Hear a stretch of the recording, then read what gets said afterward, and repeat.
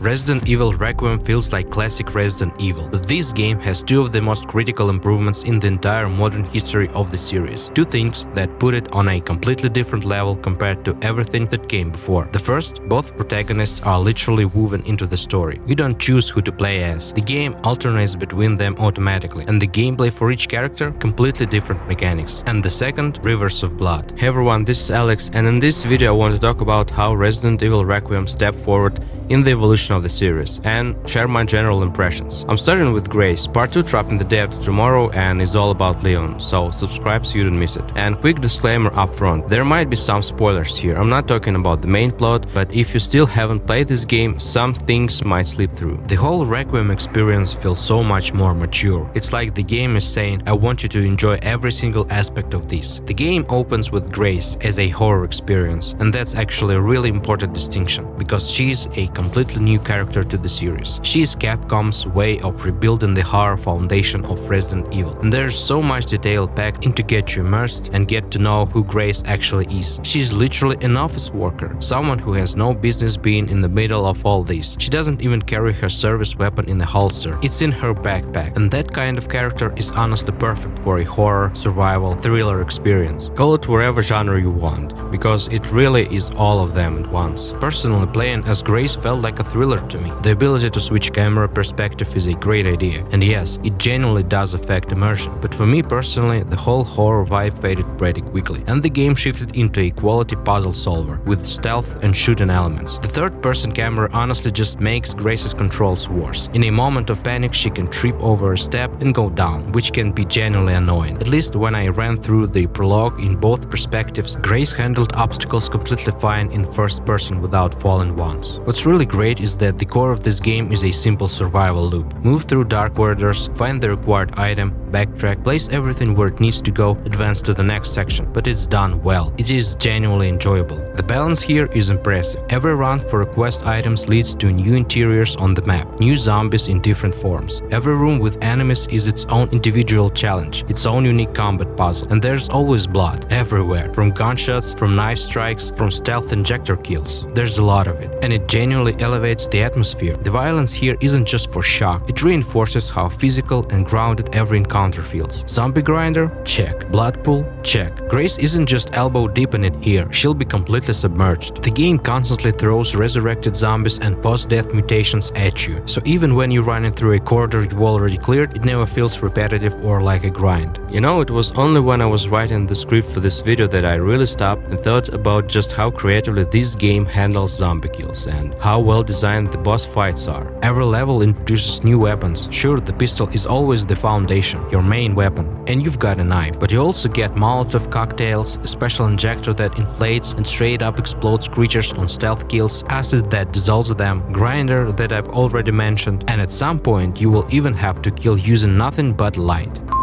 And almost all of it can and should be crafted. The crafting system in this game is fire. I cannot stop being amazed at how simple ingredients translate into genuinely satisfying moments. There are two core crafting resources, scrap metal and zombie blood, which Grace for some reason always collects from the heap area of dead zombies. From there, craft whatever you need most. Resources are scattered across the map in a way where you never feel completely without a weapon or a heal, but you do have to fight for them. I think that's excellent balance. You don't always need to kill every zombie. Most of them are slow, with some exceptions. Sometimes you just shoot them in the head a couple of times to stagger them, shove them aside while they're stunned and keep moving. But don't think this plays like a relaxed stroll. Grace is not invincible, and her health bar is not infinite. And when you are aiming and shooting, the recoil is real. That's where the upgrade system comes in. Early on, coins are scattered throughout the hospital that you can spend on Grace upgrades. Increased shot damage, improved gun handling, and increased max health. That kind of thing. Overall, working through the levels and exploring is pure enjoyment, which is exactly why I want to talk specifically about the atmosphere of the level. It is pure fan service for anyone who loves the series. Sections of the game that you play as Grace brings together the best location types from across the franchise. A dark, creepy mansion where danger lurks around every corner? Done. Underground tunnels with zero light, dead bodies scattered across the floor that rise up at any moment and force you to find a different road fast? Done. Laboratories? That's basically canon at this point. I cannot picture Resident Evil without a lab at the end. And each one one is designed down to the smallest detail. Each one is genuinely worth exploring. I love hunting for safe codes. There are always resources inside, and I was obsessively collecting everything on the map, including from safes, because you can craft combat tools from them or just stumble across a range by accident and suddenly remember that door with the broken valve and realize that this exact range is what opens it. One more thing worth mentioning, the shortcut placement and the timing of when they open up is really well thought out. Seems like a small detail, but it impacts the whole flow. This was probably the first time in the series where I kept playing not primarily for the scares, as I said those faded pretty fast, but just to look at the environments, taking the graphics, which are stunning, and the optimization matches. I'm glad the game understands that there's no point in playing pure horror from start to finish. Rattle the player's nerves at the beginning, then deliver the Resident Evil experience everyone actually loves, with new features layered on top. And Grace's design itself, I think it fully landed.